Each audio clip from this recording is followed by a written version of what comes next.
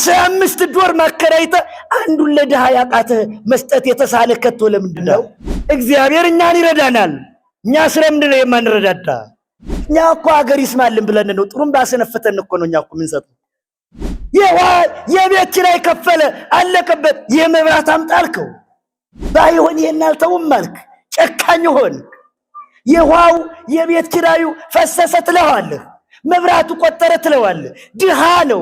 ረዳቴ ከየት ይምጣ ስትባሉ ረዳቴ ከእግዚአብሔር ነው በሉ። በህይወቱ ገና መቆም ያለመደ ነጭ ጠጉር እኮ አብቅሎ ይሆናል። ነጭ ጺም እኮ አብቅሎ ይሆናል። አርጅታ ወልዳ መውለድ አቁማ እኮ ይሆናል። ግን ሕፃን ናት። ግን ሕፃን ነው። ገና ስለ ክርስትናው መቆም አልቻለም። በስመ አብ ወወልድ ወመንፈስ ቅዱስ አሐዱ አምላክ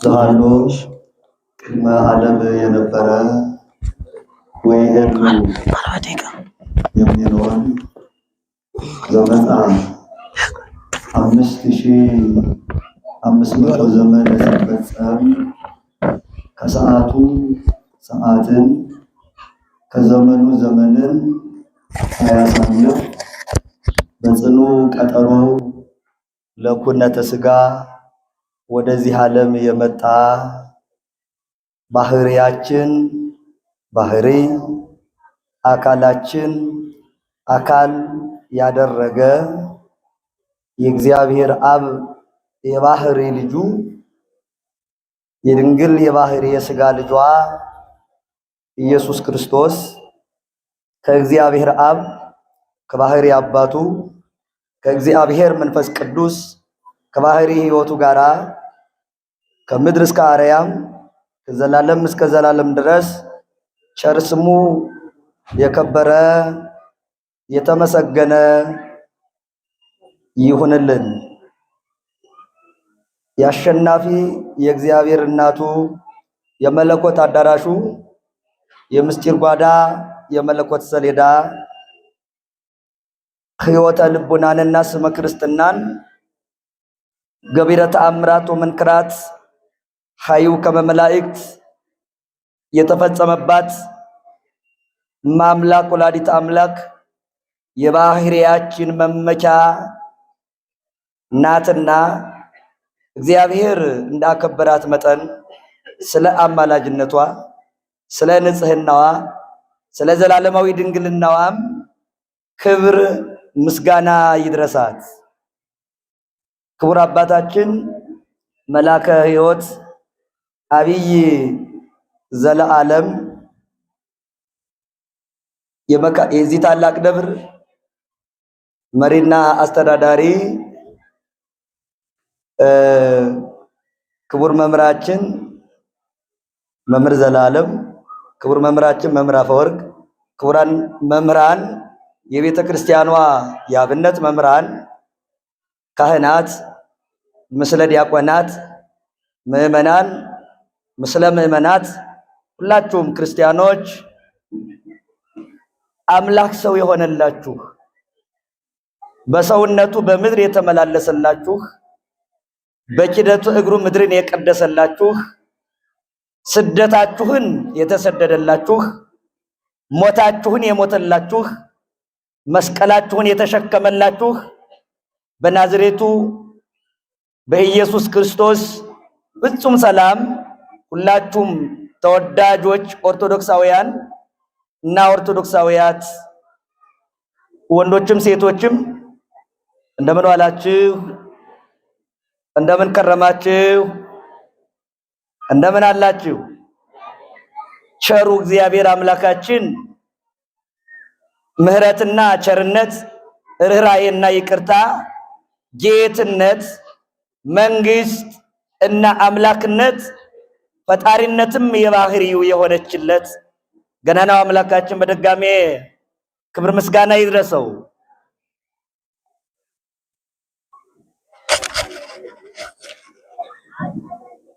ማር ይስሐቅ የተባለ አንድ የቤተ ክርስቲያን ሊቅ እንዲህኛ ቃለ እግዚአብሔርን ስንሰማ እንዴት መስማት እንዳለብን ሲያስተምረን በአርአያ ሕፃናት በሕፃናት አምሳል መስሎ ይጽፋል።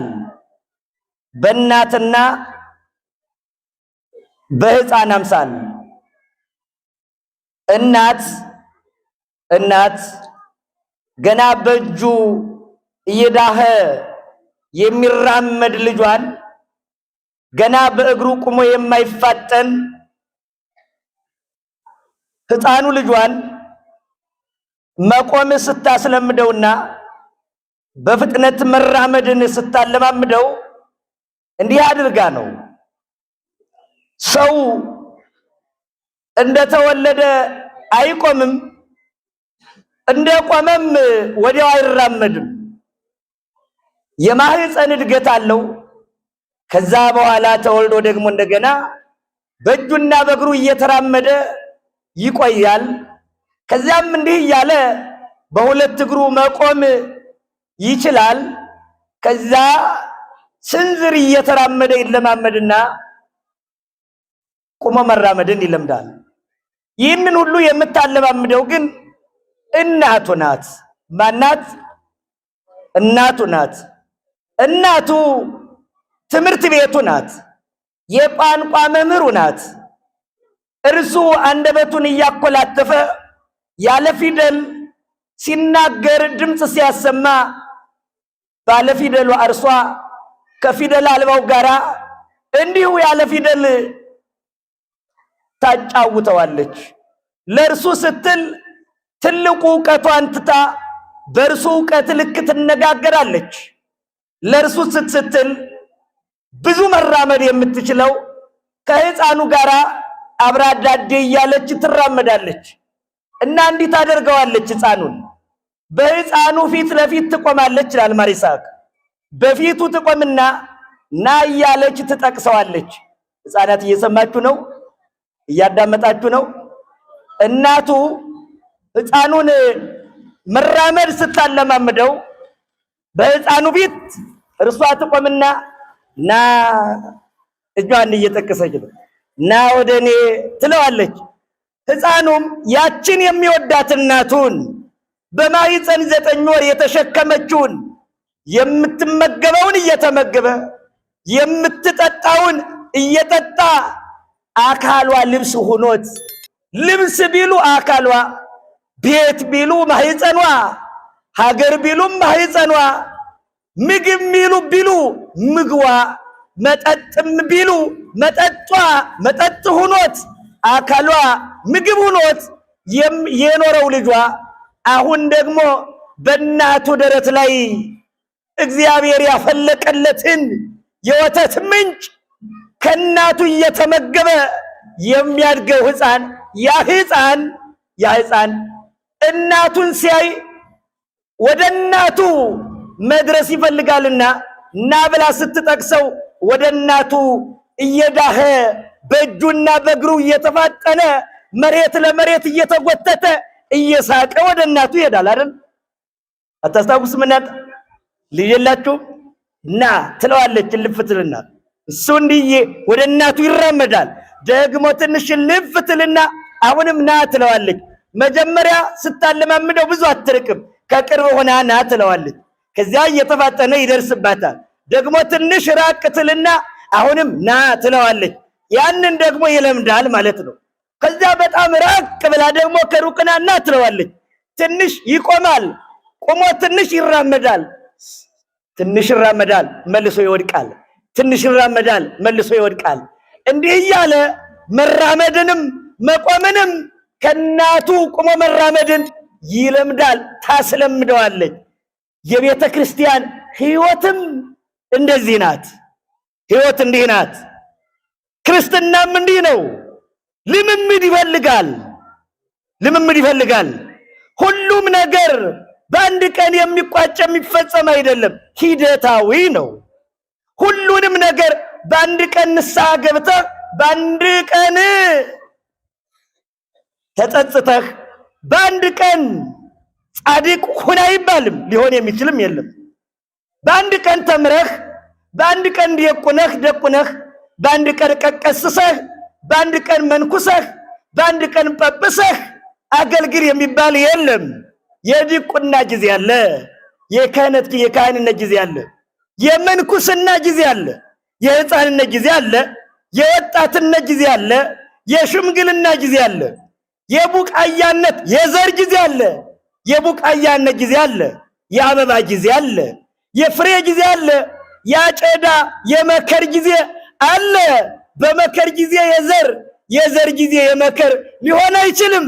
ዛሬ ተዘርቶ ዛሬ የሚበቅል፣ ዛሬ በቅሎ ዛሬ የሚያብብ፣ ዛሬ አብቦ ዛሬ የሚያፈራ፣ ዛሬ አፍርቶ ዛሬ የሚታጨድ የለም።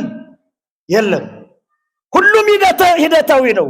ይህ በዙሪያችሁ የምታዩት ጊዜ አስቆጥሮ ነው ከዚህ የደረሰ።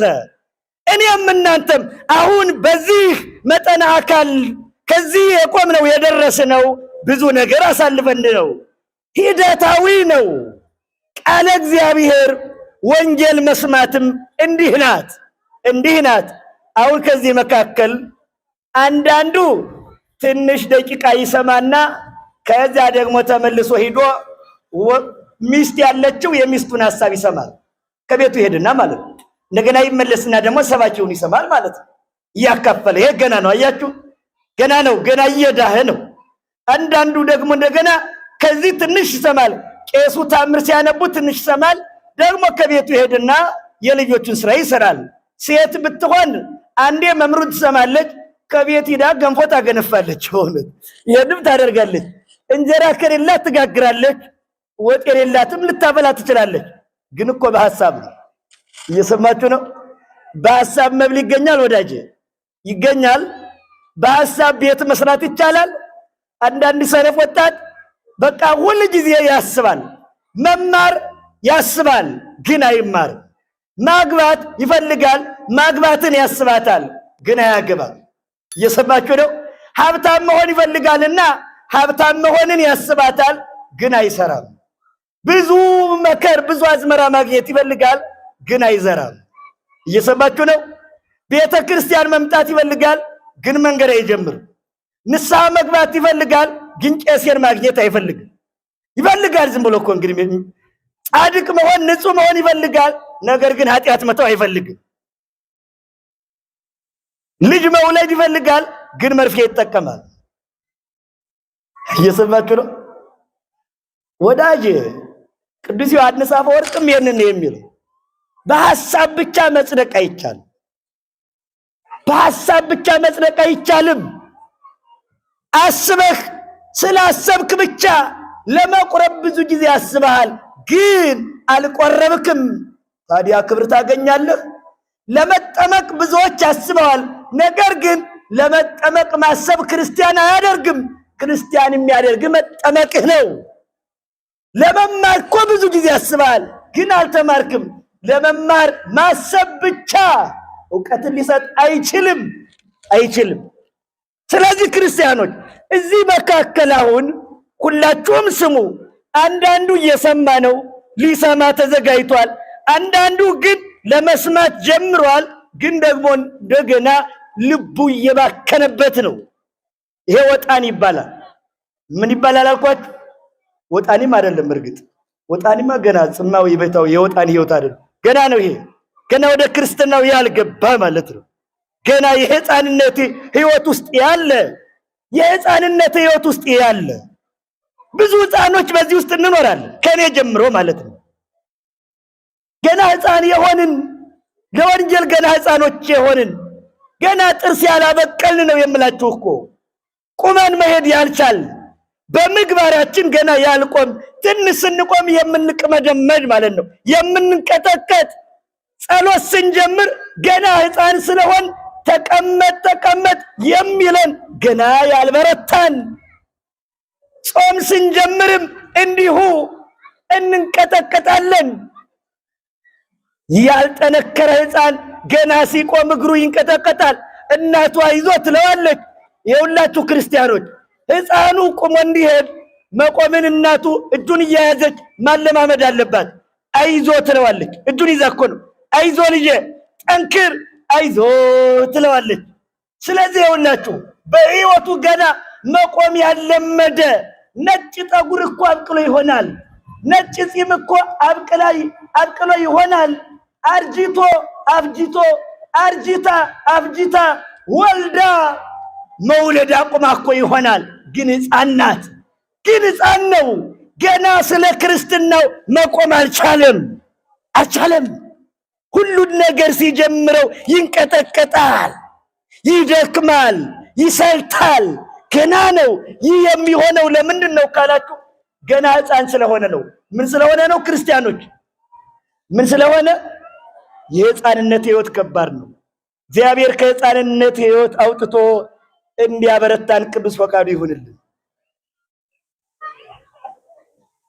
አንድ ነገር ልንገራችሁ።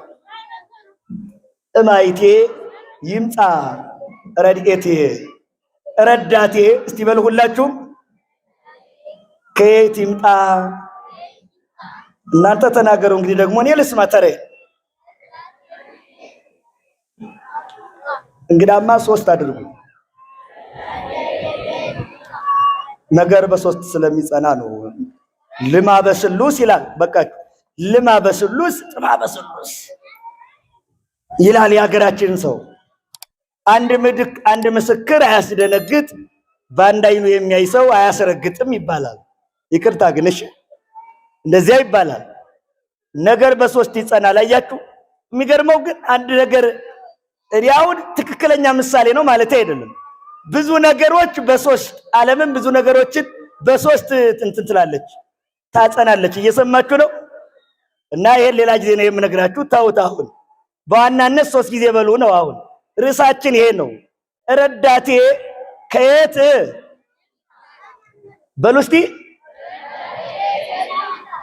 ይህ ቃል በመዝሙረ ዳዊት መዝሙር 120 ቁጥር 1 ላይ የሚገኝ ኃይለ ቃል ነቢየ እግዚአብሔር ቅዱስ ዳዊት ከተናገራቸው መዝሙራት ከ10 አንዱ ስለ ትሩፋን ነው የተናገረው።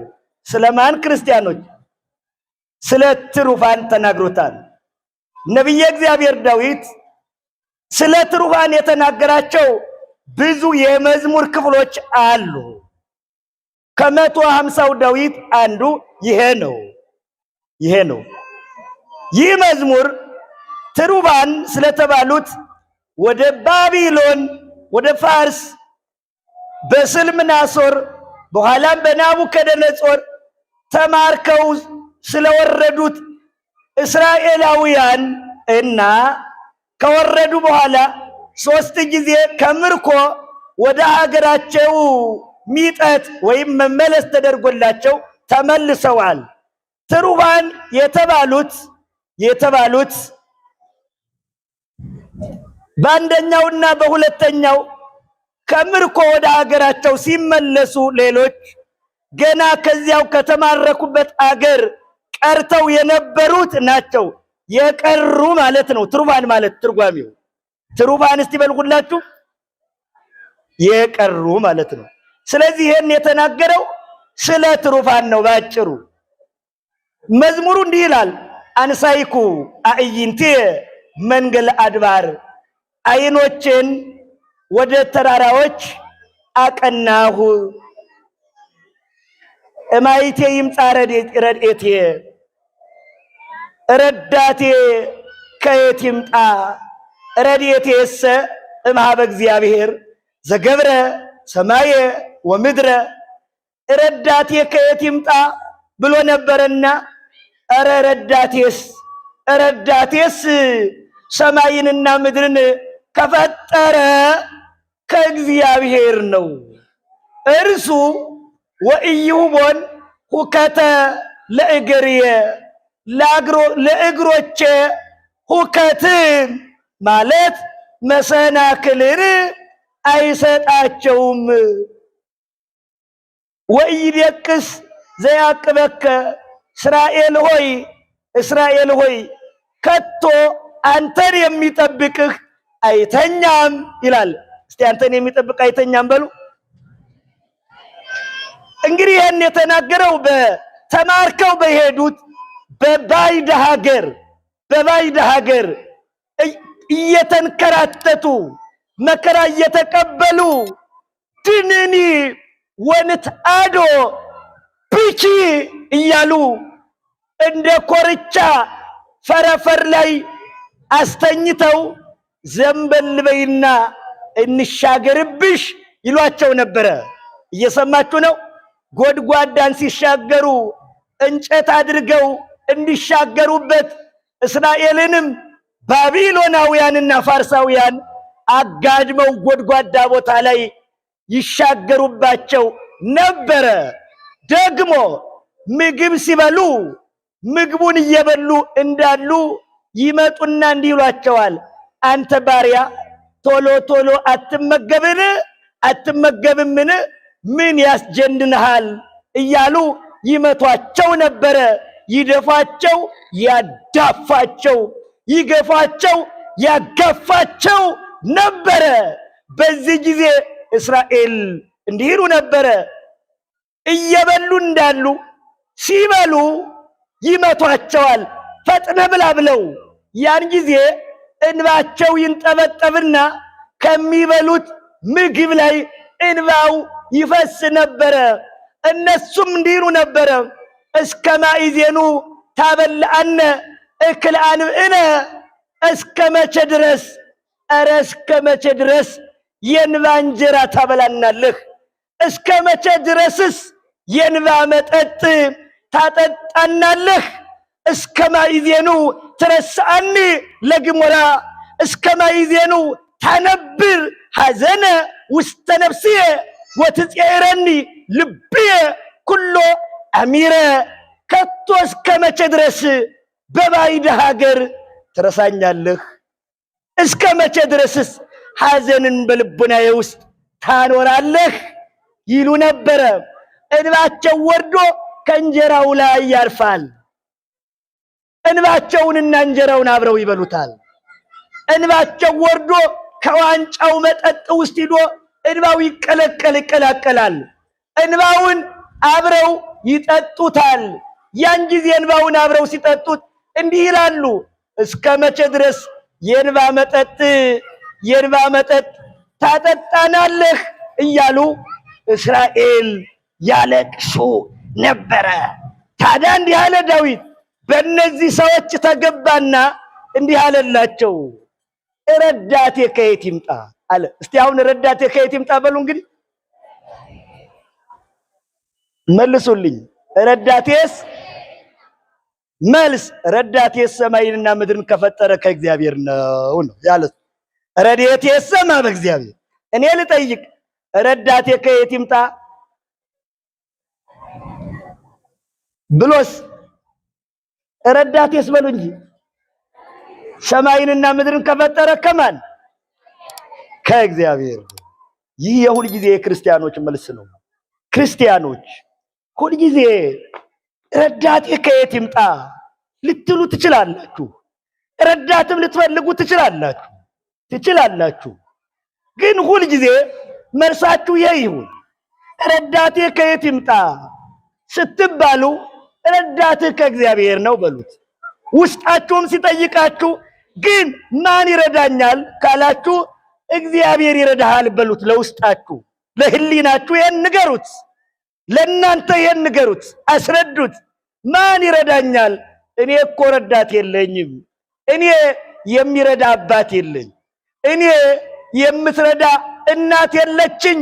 ብራብ የምታበላ፣ ብጠማ የምታጠጣ፣ ብራቆት ብታረዝ የምታለብስ፣ ብታመም የሚያስታምም፣ ብሰደድ የሚመልስ፣ ቤት ባጣ የሚያሳድር እኔ ሰው የለኝ። የሚያወጣ የሚያገባ የለኝ። እኔ የአልጋ ቁራኛ የደዌ ዳኛ ብሆን ሰው የለኝ። እኔ ዘንበል ብል የሚያቀናኝ፣ ብሰበር የሚጠግነኝ፣ ብጠወልግ የሚያነጻኝ፣ ባጣ የሚደጉመኝ እኔ የለኝ። ማን ይረዳኛል? ለሚላችሁ ረዳትህ ከእግዚአብሔር ነው በሉ። እስቲ ረዳትህ ከእግዚአብሔር ነው በሉ። ረዳትህ ከየት ነው? ከእግዚአብሔር ነው። እግዚአብሔር እንዲህ ነው። ረዳት የለኝም ካላችሁማ፣ ማን ይረዳኛል ካላችሁማ፣ እኔ እኮ ብቸኛ ነኝ ካላችሁማ፣ እንዲህ ካላችሁማ፣ ይኸውላችሁ ብቸኛ ከሆናችሁ ረዳት ከሌላችሁ እንደሌላችሁ አትረዱ። የመጀመሪያ እግዚአብሔር ቢረዳችሁ እንጂ አሁን እናንተ ከዚህ የተቀመጣችሁ በእናንተ ጉልበት መስሏችሁ ነው እንዴ? እንዲያ መስሏችሁ ነው? እንደዚያማ እንዳትስቡ የዋሆች። እኔ አሁን ከዚህ የምጮኸው እግዚአብሔር ባይረዳኝ ነው አሏችሁ። እናንተም አሁን እንዲህ የምታዳምጡት ከቶ እግዚአብሔር መርዳት ቢያቆም ለቅጽበት እንኳን መርዳቱን ቢተወው እንዲሁ ከዚህ መኖር ይቻል ነበረ? አይቻልም። እግዚአብሔር ባይረዳ ይሄ መሬት ተገልብጦ ወይም ደግሞ ውጦ የሰማይ ተንዶ በዚህ ላይ ያለው ይሄ የምታዩት ጠፈር የተባለው ያለ ደጋፊ የቆመው የተዘረጋው የውሃ ሰማይ ተዘርግፎ ተንዶ መጥቶ አያጥለቀልቀንም ነበርን? ውቅያኖስ የተባለው ውሃ ተንዶ መጥቶ ያለ ገደብ ከወሰኗ እንዳታልፍ ገደብ እግዚአብሔር ባያበጅበት ከቶ ውቅያኖስን ምን አይነት ቅጥር፣ ምን አይነት አጥር፣ ምን አይነት ግንብ ሊያስቀረው ይችል ነበረ? ማን ያስቀረው ነበረ? እግዚአብሔር ባይረዳ እንዲሁ መናገርስ ከቶ ማዳመጥስ ይቻል ነበርን? መቆምም ሆነ መቀመጥ፣ ማስተማርስ ሆነ መማር፣ መቀደስም ማስቀደስም፣ መስራትና ማሰራትስ እንዲህ ይቻላል ብላችሁ ታስባላችሁ? ስንት ጠላት እንዳለን አታውቁም እናንተ? የማይታይ ረቂቅ የሆነ ዲያብሎስ የተባለ ጠላት በየጊዜው እንደ ጠርሙስ ልከስክሳችሁ፣ እንደ ውሃ ላፍሳችሁ የሚል በየጊዜው ውድቀታችን የሚፈልግ ዲያብሎስንና ሰራዊቱን የሚያሉ ጠላቶች እያሉብን፣ ሁልጊዜ ጦር የሚሰብቁብን አጋንንት እያሉ እንዲሁ የምንቆይ ይመስላችኋል? አይቻልም ነበረ። እግዚአብሔር ስለረዳን ነው ከዚህ የተገኘ ነው። ረዳቴ ከየት ይምጣ እስቲ በሉ። ሰማይንና ምድርን ከፈጠረ ከየት? ከእግዚአብሔር ነው። ዛሬ ልብ አድርጉና ትንሽ ነገር ልበላችሁ። የሁላችሁ ክርስቲያኖች እግዚአብሔር ይረዳል። ግን እግዚአብሔር ሲረዳ ሌላው ከሚረዳበት የእርዳታ ስርዓት የተለየ ነው። የእርዳታ ስርዓት፣ ያረዳድ ስርዓት የተለየ ነው። እግዚአብሔር ሲረዳ እናንተ ብዙ ረዳቶች አሏችሁ። ቢረዱ የሚረዱት ወዲያው የሚያልቅባቸው፣ ረዳቶቹም ራሳቸው ወዲያው የሚያልቁ ማለት ነው። የሚረዱት ነገርም ያልቃል። የሚረዳህም እርሱ ራሱ በሞት ሊያልቅ ይችላል። ሀብቱም ያልቃል። የሚያልቅ ነገር ነው የሚረዳህ ራሱ። እርሱ ራሱ የሚረዳህ የሚያልቅበት ነው። እህል ቢሰጥህ ከጎተራው እየዛቀ ጎተራው እየጎደለበት ነው የሚሰጥህ። ውሃ ቢሰጥህ ማድጋውን እያጎደለ ነው የሚሰጥህ። ልብስ ቢሰጥህ ልብሱን እየቀነሰ ነው የሚሰጥህ። እግዚአብሔር ሲረዳ እንዲህ አይደለም። ሲሰጥ የሚሰጠው የማይጎርልበት ነው። ሲሰጥ የሚሰጠው የማይቀነስበት ነው። ሳይጎርልበት የሚሰጥ የሚያካፍል፣ ሳይቀነስበት የሚሰጠው የማይጎርልበት እግዚአብሔር ነው። እግዚአብሔር ሀብቱ እንዲህ ነው። ሲያካፍል የሚያካፍለው ሳይከፈል ነው። ሲሰጥ የሚሰጠው ነገር ዝቅ ሳይል ካለበት እንዳለ የሚሰጥ እግዚአብሔር ነው። እግዚአብሔር ሲሰጥ ይኸው እንደምትሞቁት ፀሐይ ነው። እኔ ከዚህ አሁን ጧፍ ባበራ እናንተ ደግሞ መጥታችሁ ከበራው ብርሃን ከብርሃኑ እሳት ብዙ ጧፍ እየመጣችሁ መብራት እያበራችሁ ብትሄዱ የጧፉ ግንዱ ካልሆነ በስተቀር ነበልባሉ ግን ሊቀንስ ይችላል። አይቀንስም። አሁን ይህን ፀሐይ እነሱም እየሞቁት ነው ወንዶቹ፣ ሴቶቹም እየሞቁት ነው ሴቶቹ። ሴቶቹም ቢሞቁት ወንዶቹም ቢሞቁት ተራሮችም ቢሞቁት አይዋፍም ቢሞቁት አራዊትም እንስሳትም ቢሞቁት በሁሉ ያለ ፍጥረት ቢሞቀው ከቶ ሙቀቱ ሊቀንስ ይችላል? ይችላል እንዴ ክርስቲያኖች? ይቀንሳል? አይቀንስም። እንዲሁ ብርሃኑንሳ እናንተም ታዩበታላችሁ። የፀሐይን ብርሃን ማለት ነው። ብርሃኑ ተዋህዶ ነው አሁን የምናየው። ሴቶቹም እያያችሁን ዓለም በሙሉ ይችን ፀሐይ ቢያይባት ትቀነሳለች እንዴ? ይቀንሳል? አይቀንስም። የእግዚአብሔርም ሀብቱ እንደዚህ ነው። ጸጋው እንደዚህ ነው። እግዚአብሔር ሲሰጥ እንዲህ ነው። ለነቢያት የትንቢት ጸጋ ሲሰጥ፣ ለሐዋርያት የስብከቱን ጸጋ ሲሰጥ፣ ለሊቃውንት የትርጓሜውን ጸጋ የምስጢሩን ጸጋ፣ ለካህናቱ የክህነት ጸጋ፣ ለባለ ቅኔው ደግሞ የቅኔ ጸጋ ሲሰጥ፣ ለባለ ዜማው የዜማ ጸጋ ሲሰጥ፣ ለመነኮሳቱ የምንኩስና ጸጋ ሲሰጥ፣ ለባይታውያኑ ደግሞ የብሕትውና ጸጋ ሲሰጥ፣ ለሐዋርያቱ የተልእኮ ጸጋ ሲሰጥ፣ ለመላእክቱ የርቀትን ጸጋ የእውቀትን ጸጋ ሲሰጥ፣ ከቶ እውቀቱ ጥበቡ ሀብቱ ምንም አይጎርልም። እየሰማችሁ ነው ክርስቲያኖች? እየሰማችሁ ነው? እግዚአብሔር ሲረዳ ታዲያ እንዲህ ነው። ሳይጎርልበት ይረዳል። እስቲ በሉ። ሳይቀነስበት ይሰጣል። ምን ይላል? ኧረ ዛሬ ስለኔም ችግር ነው ይላል እንዴ እግዚአብሔር? ይበቃኛል እንግዲህ ይላል እንዴ እግዚአብሔር? በቃኝ እንግዲህ አምና ዘክሬያለሁ። አሁን ድሮ ሲዘክሩ የነበሩ ኢትዮጵያውያን የጎንደር ሰዎችም ቢሆኑ ማለቴ ነው እንግዲህ ስም ማጥፋት አይደለም። እንዲህ ችግር በበዛ ጊዜ ረሃቡ እየጸና ሲሄድ ምን ያደርጋሉ? ዝክሩን ይቀንሳሉ አይደል? አይቀንሱም? የኔታ ግብረ ሰላም ያቆመል አላቆመ? እየሰማችሁ ነው? ችግር ሰው ናቸው እነሱ። አየ ችግሩ ኢኮኖሚው ከባድ ሲሆን፣ ጊዜው ከባድ ሲሆን ሲዘክር የነበረው ዝክሩን ባያቆምም እንኳን አዘካከሩን ያቆማል። ይቀንሳል። ሰውና የሚጎርል ነው ጸጋው፣ ሀብቱ እንደዚያ ነው። የሚቀነስ ጸጋ የሚጎርል ጸጋ ነው ያለው። እየሰማችሁ ነው ክርስቲያኖች? እንደዚያ ነው። ፍጡር የሚቀነስ ሀብት የሚጎድል ጸጋ ነው ያለው። ፈጣሪ ግን የማይጎድል ሀብት የማያልቅ ጸጋ ነው ያለው። ይኸው ዓለም ከተፈጠረ ጀምሮ እስካሁን እግዚአብሔር ለሰው ብዙ ጸጋ ሰጥቷል። ግን ጸጋው ጎድሎበታል እንዴ? አልጎደለበትም። ስለዚህ እግዚአብሔር ሲረዳ፣ አሁን ልብ አድርጉ፣ እግዚአብሔር ሲረዳ በሁሉ ሆኖ ሁሉን ይረዳል። ሁሉን እያየ ሁሉን ይረዳል። ሁሉን እየሰማ ሁሉን ይረዳል። እነዚህን ያዙ። በሁሉ ሆኖ እስቲ በሉ ሁላችሁም፣ ሁሉን ይረዳል። ሁሉን እየሰማ ሁሉን ይረዳል። ሁሉን እያየ ሁሉን ይረዳል። እስቲ ምንድነው ያልኳችሁ ንገሩኛው? እሺ ሶስት በሁሉ ሆኖ ሁሉን ይረዳል አልኳችሁ።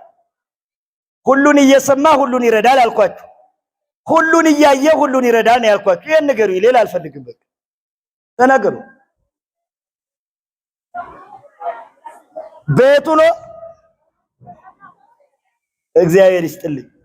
አሁን ልብ አድርጉ ክርስቲያኖች፣ እግዚአብሔር ሲረዳ በሁሉ ሆኖ ምንን ይረዳል ነው ያልኳችሁ?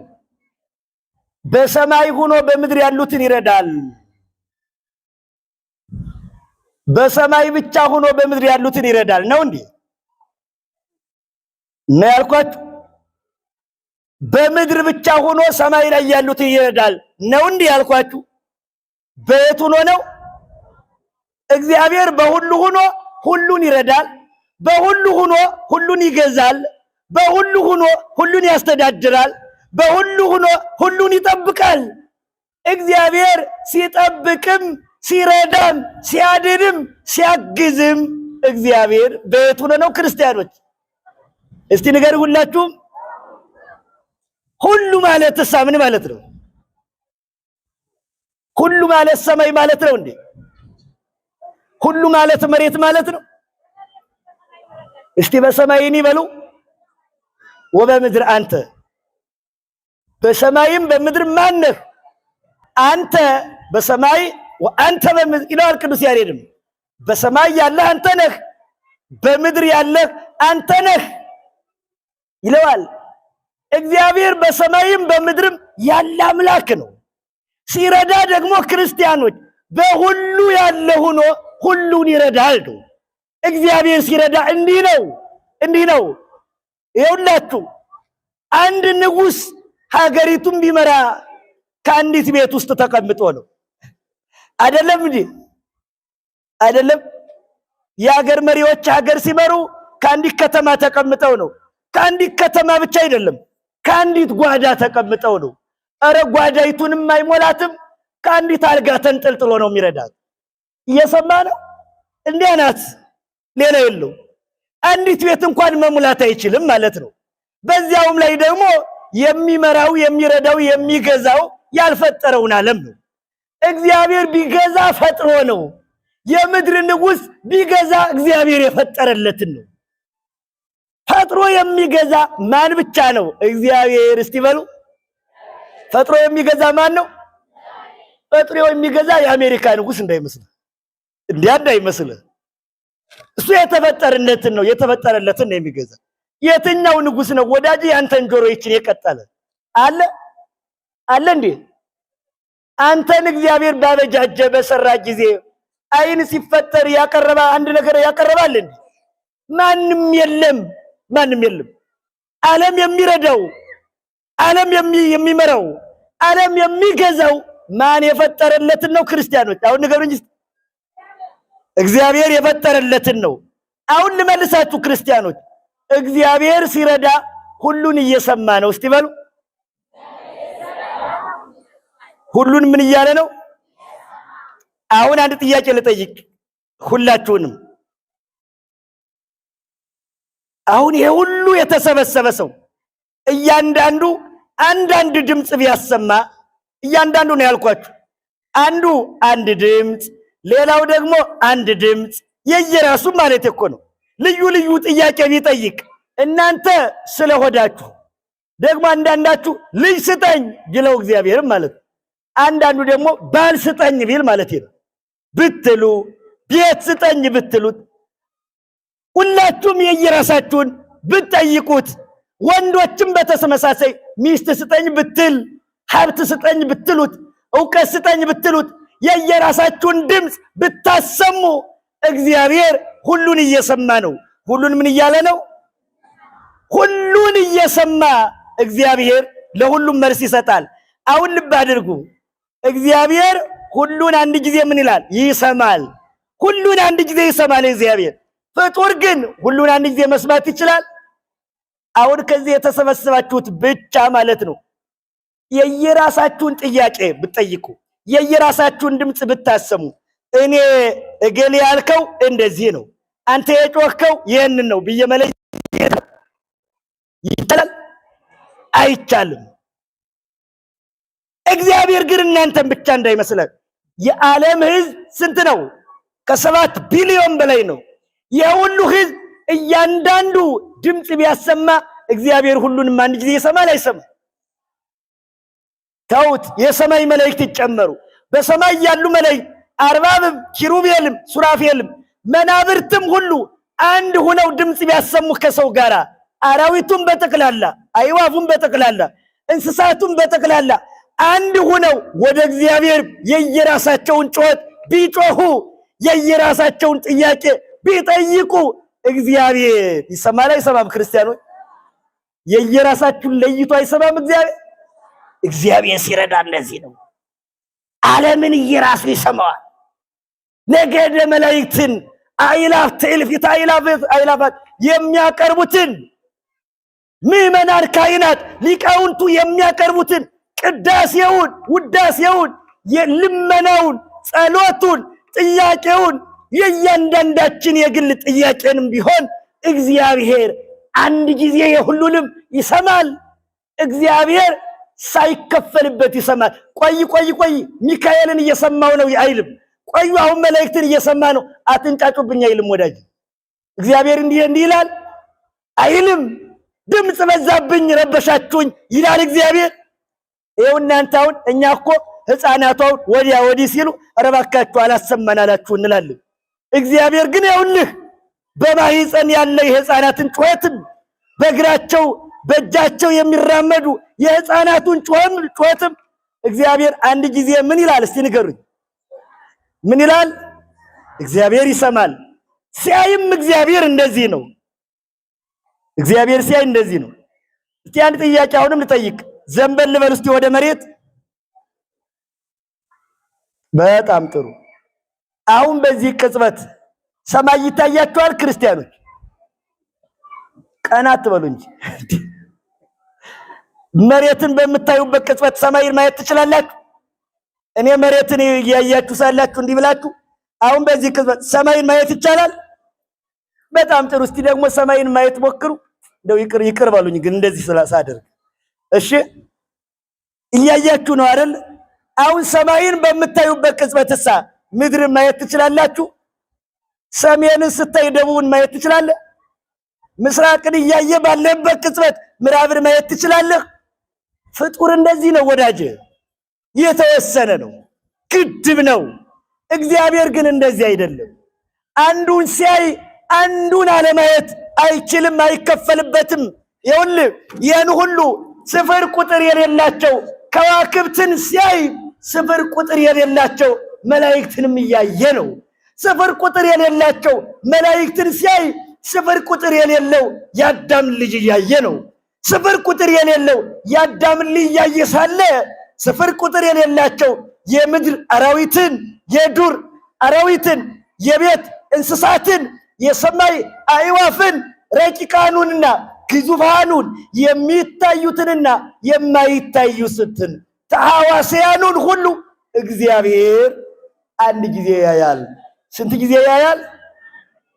እግዚአብሔር ሁሉን እያየ ሁሉን ይረዳል። እስቲ በሉ ሁሉን እያየ ሁሉ ምን ይላል? ይረዳል። በሁሉ ሆኖ ሁሉን ይረዳል። ፍጡር ግን እንደዚህ አይደለም። አየው መላእክት እንኳን ቢሆኑ ልብ አድርጉ ክርስቲያኖች፣ መልአክ እንኳን ቢሆን የሰማይ መላእክት እንኳን ቢሆኑ በሁሉ ሆነው አይደለም ሁሉን የሚረዱት። መላእክት እንኳን የሚረዱን በሰማይ ሆነው በቃል ኪዳናቸው በተሰጣቸው ቃል ኪዳን ረድኤታቸው በምድር ላይ ይጠብቃል እንጂ በሁሉም ሆነው አይደለም። መላእክት ይላል ቅዱስ ዮሐንስ አፈወርቅ ድርሳኑ ላይ ከሰማይ ወደ ምድር በመጡ ጊዜ ከሰማይ ይታጣሉ፣ ከምድር ወደ ሰማይ በሄዱ ጊዜ ከምድር ይታጣሉ ይላል። በምን? በአካል ነው። ክርስቲያኖች እየሰማችሁ ነው? መላእክት ከምድር ወደ ሰማይ ሲሄዱ ከምድር ምን ይላሉ? በአካል ይታጣሉ። ከሰማይ ወደ ምድር ሲመጡ ከሰማይ ምን ይላሉ? በአካል ይታጣሉ። መላእክት በአካል በሁሉ ሆነው አይደለም ሁሉን የሚረዱ። በሁሉ ሆኖ ሁሉን የሚረዳ እርሱ ማን ነው? እስቲ ንገሩ ክርስቲያኖች፣ ማን ነው? አዎ መላእክት ረዳቶቻችን ናቸው። በነገራችን ላይ ዳንኤልን ይቤ ነዋ ሚካኤል ብሎ ምንድነው? አሐዱ ቅዱሳን ቀደምት ብሎ ምንድነው? መጻ ይርዳን ይላል። ዳንኤል አስብ ነው ያለ ትንቢተ ዳንኤል። ዳንኤል እንዲህ አለ። እንዴት አለ? ከታላላቆቹ መካከል አንዱ ታላቁ አለቃ ሚካኤል ሊረዳኝ መጣ ይላል። እስቲ ሚካኤል ሊረዳኝ መጣ በሉ። ምን ሊረዳኝ መጣ? ምን ሊያደርግ? ሊረዳኝ መጣ ይላል። አዎ መላእክት ይረዳሉ፣ ረዳቶቻችን ናቸው። ለዚያም ነው ለረድኤቴና ሰፊያከ ክንፈ እንዘ ትሰርና በክልኤ አክናፍ እንላቸዋለን። መላእክት አዎ ይረዳሉ። መላእክት እንዲረዱን ግን ያደረጋቸው እግዚአብሔር ነው። መላእክት አጋዦቻችን ናቸው፣ ረዳቶቻችን ናቸው። አዎ ረድተዋል። አብርሃምን አቤሜሌክ ሚስቱን ሲቀማው መልአኩ ተልኮ ረድቶታል። አዎ ያዕቆብን መልአኩ ረድቶታል። ዮሴፍን የእግዚአብሔር መልአክ ረድቶታል። ኖህ ክርስቲያኖች ወደ መርከብ በገባ ጊዜ ማዕበል በምድር ላይ ከሰማይ ወደ ምድር ከምድር ወደ ሰማይ በመጣ ጊዜ ማይ አይህ በሆነ ጊዜ የእግዚአብሔር መልአክ ኖህን ረድቶታል። ማንን ረድቶታል? ማንን ረዳው? ኖህን ረድቶታል። ሚካኤል 40 ዘመን ሙሴንና እስራኤልን 600,000 አእላፈ እስራኤልን በምድረ በዳ የእግዚአብሔር መልአክ ረድቷቸዋል። መላእክት ይረዳሉ። ዳንኤል ለአንበሳ ተጥሎ በጉድጓድ ውስጥ ሳለ የእግዚአብሔር መልአክ ዕንባቆም የተባለውን ነቢይ አንዲት ጠጉሩን አንጠልጥሎ ወስዶ ዳንኤል ከጉድጓዱ ውስጥ እንዳለ ዕንባቆም ምግብ ይዞ የእግዚአብሔር መልአክ ምግቡን ውሰድና አድርስለት አለው። ካለበት ቦታ ደረሰው። ዳንኤልም በጉድጓድ እንዳለ ዕንባቆም ገብቶ ጉድጓዱን ሳይከፍት ገብቶ ዳንኤልን መግቦታል። አዎ መላእክት ይረዳሉ። መላእክት ይረዳሉ። መላእክት ይረዳሉ። ኤልያስ ተርቦ ሳለ የእግዚአብሔር መልአክ ምግብ አምጥቶ ብላ፣ የምትሄድበት ቦታ ሩቅ ነውና ብላ ብሎታል። መላእክት ይረዳሉ። እስቲ በሉላችሁ፣ መላእክት ምን ያደርጋሉ? ይረዳሉ። በጸሎታቸው ያግዙናል። መስዋዕታችን ዕጣናችን ያሳርጋሉ። በስጋ ጠላት እንዳያጠፋን አጋንንት እንዳያጠፉን መላእክት ይረዱናል። መላእክት ግን ሲረዱን እግዚአብሔር በሚረዳበት ጥበብና መንገድ ወይም በእርሱ ልክና እንደርሱ በሱ ልክ አይደለም። መላእክት ሲረዱ እንኳን የመርዳት ኃይልን ከእግዚአብሔር ተቀብለው ነው። ከማን ተቀብለው ነው? እስቲ ንገሩላችሁም። ከእግዚአብሔር ተቀብለው ነው። አያችሁ፣ ክንፍ ቢሉ መብረሪያ እግዚአብሔር ሰጥቷቸው ነው። ኃይል ለኃያላን ኃይል ቢሉ እግዚአብሔር የሰጣቸው ነው። እግዚአብሔር በተሰጣቸው ነው። ሰይፍ ቢሉ እግዚአብሔር የሰጣቸው ነው። ዕውቀት ጥበብ ቢሉ እግዚአብሔር ብርሃን ይሁን ብሎ የሰጣቸው ነው። ከእግዚአብሔር ያልሆነ ምን የላቸው። እግዚአብሔር የተሰጣቸው ያ የሰጣቸው ያንኑ ከእግዚአብሔር ተቀብለው በተቀበሉት ይሰራሉ። ቅዱሳን የእግዚአብሔር መሳሪያ ሆነው ነው የሚያገለግሉት። እግዚአብሔር ነው ስራውን የሚሰራባቸው። ለኛ ለክርስቲያኖች አዎ መላእክት ይረዱናል። አዎ ቅዱሳን ይረዱናል። አዎ በገነት በሰማይ ያሉ በገነት ያሉ ነፍሳት፣ ነቢያት፣ ጻድቃን፣ ሰማዕታት፣ ደጋጎቹ ክርስቲያኖች በነፍስ ቦታ ሆነው ይረዱናል። አንዳንድ ሞኝ እንዲህ ይላል ደግሞ ማርያም ሙታለች ይላል። ክብር ይግባትና እና ከሞተች በኋላ እንዴት ነው የምትሰማኝ? እንዴት ነው ደግሞ በዚያ ሆና የምትረዳኝ? አብርሃም ሙቷል፣ እገሌ ሙቷል፣ እንዴት ነው የሚረዳኝ የሚል ሞኝ አለ። እየሰማ ነው። እንዴት ነው የሚያየኝ ይላል። እንዴት ነው የሚያየኝ? እንዴት ነው የሚሰማኝ? እንዴት ሊሰማ ይችላል ይላል። ይሄ ያላነበበ ሰው መጽሐፍ ቅዱስ እንደው ባጠገቡ ያላለፈ ሰው ነው የማይታወቅ። እኛ ጥያቄን ጠይቅ፣ 1-3 ጥያቄ ባጭር ትንቢተ ኢሳይያስ ምዕራፍ 6 ቁጥር 1 ላይ ስትመለከቱ በአመተ ሞተ ዖዝያን ንጉሥ ሪክዎ ለእግዚአብሔርን ዘይነብር ዲበ መንበሩ ነዋህ ወብሩህ ወምሉእ ቤተ ስብሐቲሁ ወሱራፌል ይቀውሙ አውዶ እያለ ይቀጥላል። ዖዝያን በሞተበት ዘመን እግዚአብሔርን በረጅም ዙፋን ተቀምጦ አየሁት ይላል። እስቲ በሉ ሁላችሁም ዖዝያን በሞተበት ዘመን እግዚአብሔርን በረጅም ዙፋን ምን አየሁት? ተቀምጦ። ሱራፌልም በዙሪያው ቆመው ነበረ። ምን ይሉ ነበረ? ቅዱስ ቅዱስ ቅዱስ ልዩ ጽኑ ንጹሕ ክቡር ማለት ነው። አያችሁ፣ ክቡር ፍጹም ምሉ ስብሐቲከ። ተመልከቱ፣ ክብሩ ሁሉ ሰማያትን ሞላ ይል ነበረ ኢሳይያስ ነው። ዖዝያን በሞተበት ዘመን እግዚአብሔርን በዙፋኑ ተቀምጦ ሱራፌል ሲያመሰግኑ አየ። ማን ሲያመሰግኑ አየ? እስቲ ንገሩ ሁላችሁም። እግዚአብሔርን በዙፋኑ ተቀምጦ ታዲያ ኢሳይያስ እንዴት አየ ነው የምልህ። የኛ ቤተክርስቲያን ይሄን ነው የምጠይቅ። እንዴት አየ?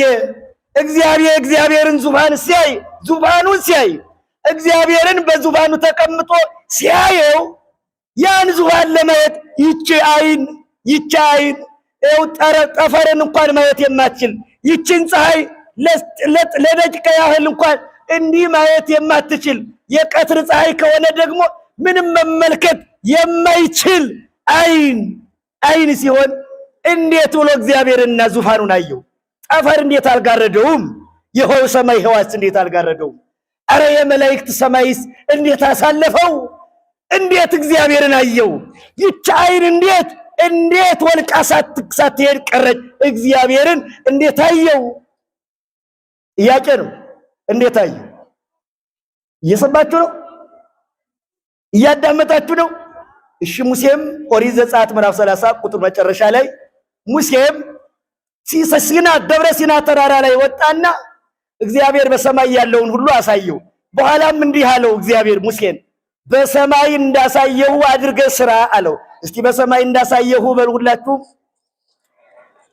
አድርገህ ምን በል። ሙሴ ተራራው ላይ ሆኖ በሰማይ ብዙ ምስጢር አይቶ ነበረ። የሰማዩን ምስጢር ነው በምድር የሰራው። በሰማይ ደብተራ ብርሃን የብርሃን ድንኳን አየና ምድር ላይ ደብተራ ኦሪት የኦሪትን ድንኳን ሰራ። ሰማይ ላይ የብርሃን ታቦት አየ። ምድር ላይ ከማይነቅዝ እንጨት ሸምሸርሸቲን ከሚባል አቆልቋዩ 2 ክንድ ከስንዝር ቁመቱ ክንድ ከስንዝር ስፋቱ ክንድ ከስንዝር የሆነ ታቦትን ጽላትን ሙሴ ሰራ፣ ቀረጸ። አሁን ልብ አድርጉ። ሰማይ ላይ ያየውን ታቦት ምድር ላይ ሰራው። ሰማይ ላይ ያየውን መንበር ምድር ላይ ሰራው። ሰማይ ላይ ያየው የብርሃን ድንኳን ምድር ላይ ሰራው። አሁን እኔ ልጠይቃችሁ የፈለኩት ላስረዳችሁ የፈለኩት ከቶ ሙሴ ሰማይ ላይ እንዲህ ማየት ይችል ዘንድ አይኖቹ እንዴት ተቻላቸው? ምን ነው የሙሴ አይን ከሰማይ የወረደ ነው አሉ? የአዳም ልጅ አይደለም? እንዴት ነው ይሄ አይን እኮ ከዚህ ተራራ ወዲያ ማየት አይችልም ነበረ። እንዴት ነው ሰማየ ሰማያት ሂዶ የሙሴ አይን ማየት የቻለ? ይሄን ብልህ እግዚአብሔር ረዳው ልትለይ ትችላለህ። ትክክል ነው። የኢሳይያስንም እንዲሁ እግዚአብሔር እንዲያ ያደረገው ልትለኝ ትችላለህ። አሁንም ትክክል ነህ። አሁንም ብጨምርልህ ትንቢተ ሕዝቅኤል ምዕራፍ 10 ላይ ሕዝቅኤል በፈለገ ኮቦር ሆኖ ቀና ብሎ ሰማይን ሲያይ 40 እንስሳ ኪሩቤል ገጸ ላይ ገጸ ንስ ገጸ አንበሳ ይኸውላችሁ 4ቱ ኪሩቤል ዙፋኑን ተሸክመው እግዚአብሔርን ሲያመሰግኑት ደግሞ ዙፋኑ ብድግ ሲል ሕዝቅኤል ኪሩቤልን በሰማይ ላይ አየ። ሕዝቅኤል ወዳጄ ወደ ሰማይ አካሉ ተነጥቆ ሄዶ አይደለም፣ ምድር ላይ ሆኖ ነው የምልህ።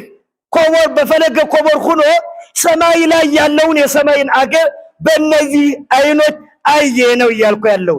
እየሰማችሁ ነው ክርስቲያኖች? እንዴት አየ? እስጢፋኖስም ቢሆን በድንጋይ ሲወግሩት እንዲህ አለ፣ ወርኢኩ ርህወ ሰማየ ወልድ ይነብር በየማኑ። ሰማይ ተከፍቶ አየሁ፣ ወልድ በአባቱ ቀኝ ተቀምጦ ነበረ አለ እስጢፋኖስ። ታዲያ እስጢፋኖስ በድንጋይ እየተወገረ በዚያ ቅጽበት ወልድ በአባቱ ቀኝ ተቀምጦ ያየበት አይን ከቶ እንዴት ተቻለው ነው የምልህ። ከቶ እንዴት ተቻለው? በስጋው ሀገር እየኖረ እንዴት የሰማዩን አየ? ጥያቄ ነው ይሄ፣ ጥያቄ ነው። እናንተ ሞኝ በምድር ላይ ያሉት እነ ሕዝቅኤል የሰማዩን በምድር ሆነው ካዩ በሰማይ ላይ ያሉትማ እንዴት የምድሩን አያዩ? እንዴት አያዩ? ሕዝቅኤልን እግዚአብሔር እንዲያ ያድርጎታል። አዎ ሰማይ ላይ ያሉ ቅዱሳንም ይህን ዓለም የሚያዩት ሙሴ እኮ ሕዝቅኤል እኮ ምስጋናቸውን ነው የሰማ የኪሩቤል። ኢሳይያስ እኮ የሱራፌል ድምፃቸውን ምስጋናቸውን ቅዳሴያቸውን እኮ ነው የሰማው። እንዴት ጸሎቴን ይሰማሉ? እንዴት ነው ያልከው እኮ አንተ። እንዴት ይሰማሉ? እንግዳ እንዴት ሕዝቅኤል የኪሩቤልን ምስጋና ሰማ? እንግዳ ኢሳይያስ እንዴት የሱራፌልን ቅዳሴ ሰማ? እንግዳ ሕዝቅኤል እንዴት የኪሩቤልን ቅዳሴ አዳመጠ? ሰማይ ላይ ያለው ቅዳሴ የሕዝቅኤል ጆሮ ሌላ ጆሮ ነው አሉህ? የኢሳይያስ ጆሮ ሌላ የተለየ ጆሮ ነው አሉህን? ታዲያ ምንድነው እንደዚህ የሆነው? እነዚያን የሚሰሙባትን ጸጋ የሰጠ እግዚአብሔር በሰማይ ላሉ አባቶቻችንም ይችን ጸጋ የኤልሳዕን ጸጋ የተሰወረውን የሚያውቁበት የሙሴን ጸጋ ሰጥቷቸዋል። ስለዚህ ክርስቲያኖች በሰማይ ያሉ ቅዱሳን ይረዱናል። እስቲ በሉ ምን ይሉናል? ይሰሙናል፣ ይረዱናል። ይህን ስል ግን እንደ እግዚአብሔር ሁሉን ማለት አይደለም። የቅድሙ ትምህርት እዚህ ላይ ነው የሚረዳ። ሁሉ የሚለው ቃል ለማን ነው የሚሰራ? እስቲ ለእግዚአብሔር በሉ። ለማን ነው? ለእግዚአብሔር ነው። አሁን ክርስቲያኖች ልብ አድርጉ። እግዚአብሔር ለኛ ለሰው ልጆች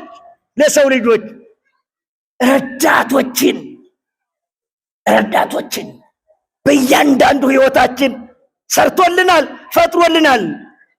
ሕግ ራሱ ረዳት ነው። ሙሴ ትንቢተ ኢሳይያስ ምዕራፍ 8 ቁጥር 20 ላይ እስመ ሕገ ወሀበ ለረድኤት ይላል። ሕግን ለረዳትነት ሰጠ ይላል። እስቲ ሕግን እስቲ በሉ። ሕግ የተሰጠ ለምንድን ነው? መጻሕፍት ክርስቲያኖች ረዳቶች ናቸው። መጻሕፍት ምንድን ናቸው? መጽሐፍ ቅዱስ ራሱ እኮ ረዳት ነው። ሕገጋት ረዳቶች ናቸው። ለምንድን ነው መጻሕፍት ረዳቱ ነው የመጡት? ይኸውላችሁ አሁንም ልብ አድርጉ። የልቡናውን ሕግ መጠበቅ አልችል ስንል እግዚአብሔር በመጽሐፍ በኩል ሊገናኘን ፈለገ፣ ሊያየን ፈለገ። አሁን ልብ አድርጉ ክርስቲያኖች፣ አስተውሉ። ወደ እናንተ ልመጣ ነው። ስለዚህ ይኸውላችሁ ኦሪቱም ክህነተ ኦሪትም የኦሪት ክህነትም የኦሪት ካህናትም ቤተ መቅደሱም የነበረው የእርዳታ ስራ ነው፣ ለረዳትነት ነው። ለምንድን ነው ክርስቲያኖች? እስቲ ለረዳትነት በሉ። ለምን? እርዳታ ነው። መጽሐፍ የመጣው ይኸው ዘመድን የሩቅ ዘመድን በደብዳቤ ሰላምታ የሚያቀርቡለት የቅርብ ዘመድን ነው የሩቅ ዘመድን? እስቲ አሁንም ጥያቄ የቅርብ ነው የሩቅን ነው ደብዳቤ የሚልኩለት አይደል? በመጽሐፍ ቅዱስ በመጻሕፍት እግዚአብሔርን አንድነቱን፣ ሶስትነቱን፣ ጌትነቱን እንድናውቀው ያደረገን ከበደል በኋላ ነው። እንዲሁ ያውም ብር ቀርጸን ቀለም በጥብጠን መጻሕፍት ጽፈን የምናውቀው እግዚአብሔር አይደለም የነበረው። በዓይናችን የምናየው በጆሮአችን የምንሰማው ነው የነበረው። ከበደል በኋላ ነው እንዲህ አይነት መንገዶች የመጡ። አሁን ልብ አድርጉ ክርስቲያኖች፣ እኛ እየሰባችሁ ነው። እግዚአብሔር ፍጥረትን ሁሉ የፈጠረልን ይረዳን ዘንድ ዓለምን የፈጠረልን ፍጥረቶች ነን። ዓለም በሙሉ እርስ በርሱ ይረዳዳል። እንስሳትን ይረዳሉ፣ አራዊትን ይረዳሉ፣ አዕዋፍም ይረዳሉ። ወፈ መንጢጥ የምትባል ወፍ አለች። ለምሳሌ ባሏ ተባቱ ከሞተ በኋላ ከሌላ ወንድ አትደርስም። ተባቱ መጥቶ ሊደርስባት ሲል ወፎች ተሰብስበው ይረዷታል። የሚገርመው እየሰማችሁ ነው። ወፍ ትረዳዳለች። ይረዳዳል። ወፎችም ልጆቻቸውን ይረዳሉ። በከመ ወፍ አፍርቲያ ትሴውር ምንድን ነው? በክንፋ ወፍ እንኳን ጫጩቶቿን በክንፎቿ ሸፍና ትይዛለች። ከመ እንተ ታስተጋብ ዶሮ ጎሪሃ ይላል ሙሴም። ዶሮ ደግሞ በክንፏ ጫጩቶቿን ትይዛለች አትይዝም? ትጋርዳለች አትጋርድም? ዶሮ ጫጩቶቿን ትረዳለች። አየው፣ ወፍም ጫጩቶቿን ትረዳለች። ፈረስም ግልገሏን ትረዳለች። ላምም እንቦሳዋን ትረዳለች። ፍጥረት ሁሉ ይረዳዳል። የዛፉ ቅርንጫፍ ግንዱን ይረዳል። የግንዱ ስሩ ግንዱን ይረዳል። ማዕድናትን እየተቀበለ ዓለም በሙሉ ይረዳዳል። ፍጥረት ሁሉ ይረዳዳል። ክርስቲያኖች ልብ አድርጉ። አሁን ግን የማንረዳዳ እነማንን? በእውነት ዶሮ እኮ ለጫጩቶቿ በክንፏ ትከሰክስና ምን ትላለች? ትመግባቸዋለች። አያችሁ። ስለዚህ ክርስቲያኖች አሁን ልብ አድርጉ ክርስቲያኖች፣ ዓለም በሙሉ ይረዳዳል፣ ሁሉ ይረዳዳል።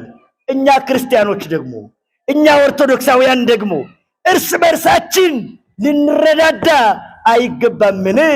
አንዱ አንዱን፣ እህት እህቷን፣ ወንድም ወንድሙን፣ ጎረቤት ጎረቤቱን፣ ዘመድ ዘመዱን፣ ወገን ወገኑን፣ ክርስቲያን ክርስቲያኑን፣ ባለማተብ ባለማተቡን፣ ባለክርስቶስ ባለክርስቶስን፣ ባለመቅደስ ባለመቅደሱን፣ ባለታቦት ባለታቦቱን፣ ኦርቶዶክሳዊ ወንድሙን በእውቀትም በሀብትም በምክርም በኢኮኖሚም እንዴት አይረዳው?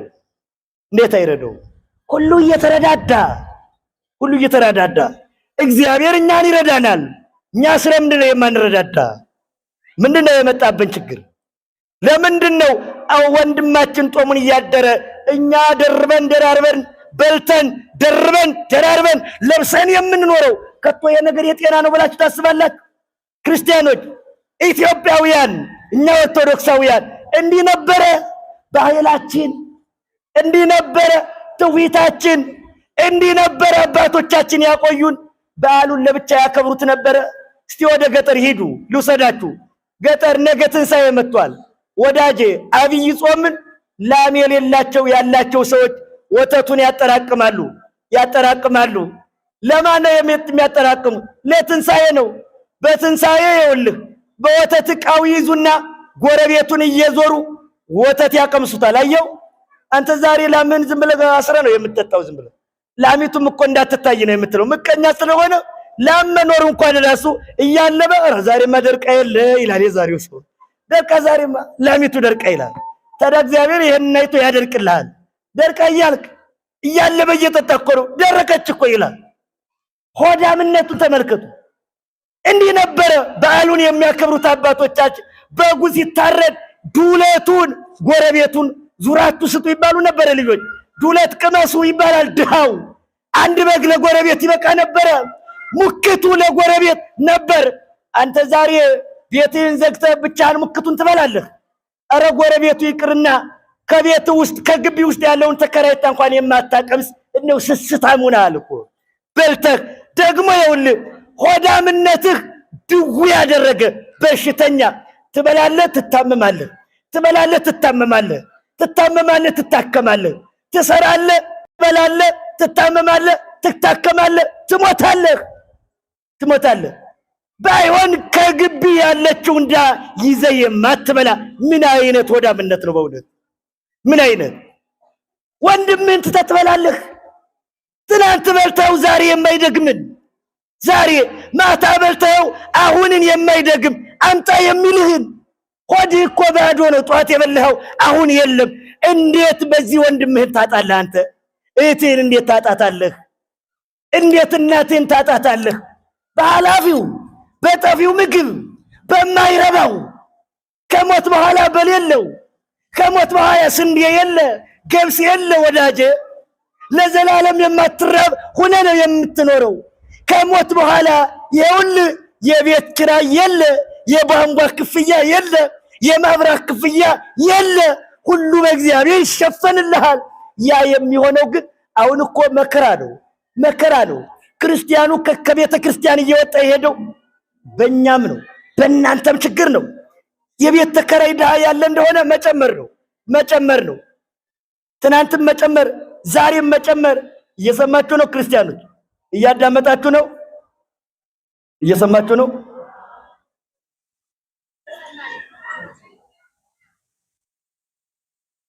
እየሰማችሁ ነው? ልብ አድርጉ ክርስቲያኖች፣ ልብ አድርጉ። እግዚአብሔር በነፃ ውሃ ሰጥቶህ ባይሆን ድሃውን የውሃ ክፍያ አትተውም አንተ? ለምን አተውት? ውሃው ፈሰሰ አምጣ ነው። ብዙ ክርስቲያን መቀመጫ አጣ። ሊረዳ ወደ መናፍቃን አዳራሽ ሄደ። ይህ ካደረጉት አንዱ አንተ ነህ ወይም አንቺ ነሽ። ይህን ያደረግሽው የቤት ኪራይ ከፈለ አለቀበት። የመብራት አምጣ አልከው፣ ባይሆን ይሄን አልተውም አልክ። ጨካኝ ሆንክ። የውሃው የቤት ኪራዩ ፈሰሰ ትለዋለህ። መብራቱ ቆጠረ ትለዋለህ። ድሃ ነው፣ ባል የላትም፣ ልጅ አሳዳጅ ናት። ጧሪ የላትም፣ ባልቴት ናት። ጧሪ የለውም፣ ሽማግሌ ነው። አንተ ግን ተጎንብሶ ሂዶ የትም አምጪው ዱቄቱን ፍጪው፣ የትም ፍጪው ዱቄቱን አምጪው የምትል ጨካኝ ሆነሃል። ጨካኝ ይራ የጠፍቷል። ለምንድን ነው እንደዚህ የሆነው? የማንተዛዘነው ለምንድን ነው የማንረዳዳው? 15 ዶር ማከራይተ አንዱን ለድሃ ያቃተ መስጠት የተሳለ ከቶ ለምንድን ነው? አንዱን ባይሆን አሰጥም። አንዱን ከ15 ዶር አንዱን 5 6 ቤት አለ፣ አንዱን አሰጥም። ለምንድን ነው እንደዚህ የሆነው? እግዚአብሔር ማስተዋልን ያድለን። በእውነት ከሰዓታችን አንፃር በእውነቱ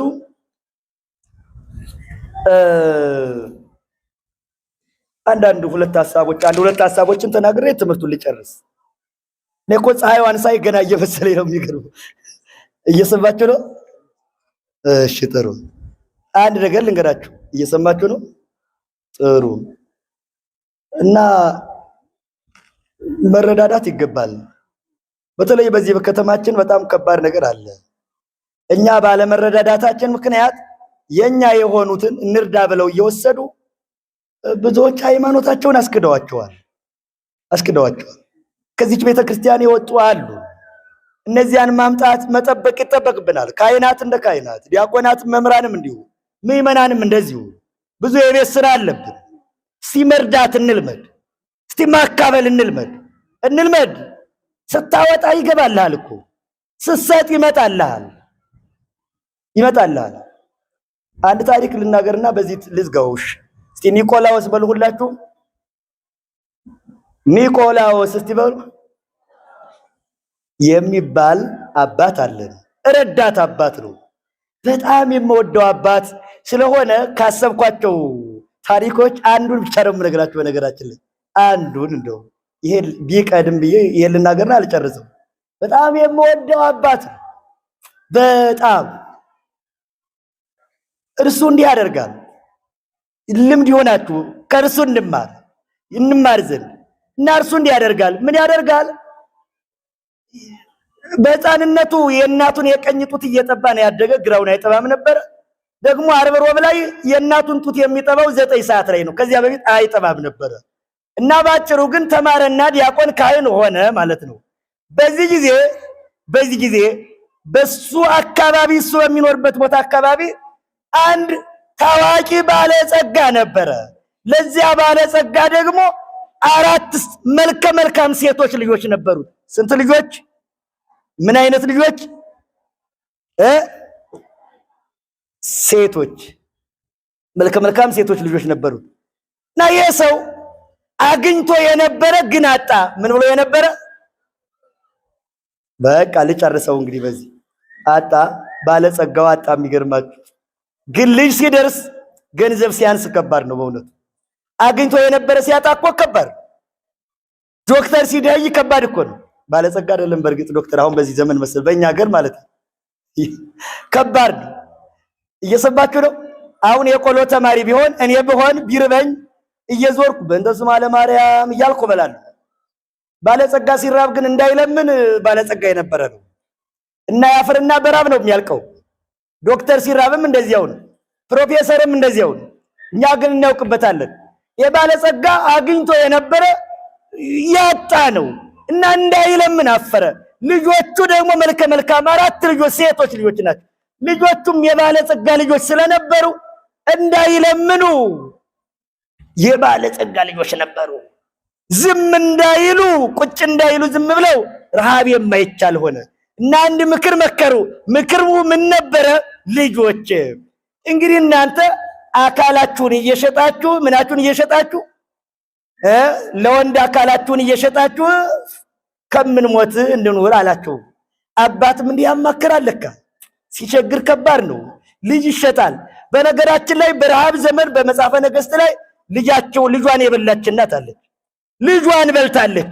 ከጎረቤቷ ጋር አርዳ ልጇን ዛሬ አንቺ ልጅ እንብላ ነገ ደግሞ የኔን እንበላለን አሉና ልጇ አንዲቱን በሉ። ከዚያ በማግስቱ አንዲቱ ይዛ ጠፋች። ልጇን ማለት ነው። የዛችኛዋን በልታ በሰማርያ ነው ይሄ የተደረገ። በነገራችን ላይ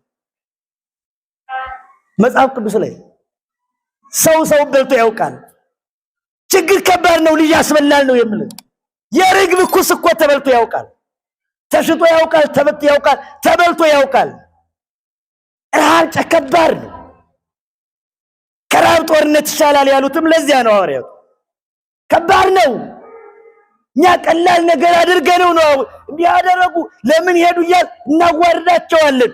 በእርግጥ በሆድ ሃይማኖት አይቀየርም። ማን ነው ከክርስቶስ ፍቅር የሚለይ? ረሃብ ነው ብሎ ጳውሎስ ችግር ነው፣ ስደት ነው፣ ሰይፍ ነው። ማን ነው አይደል ያለ?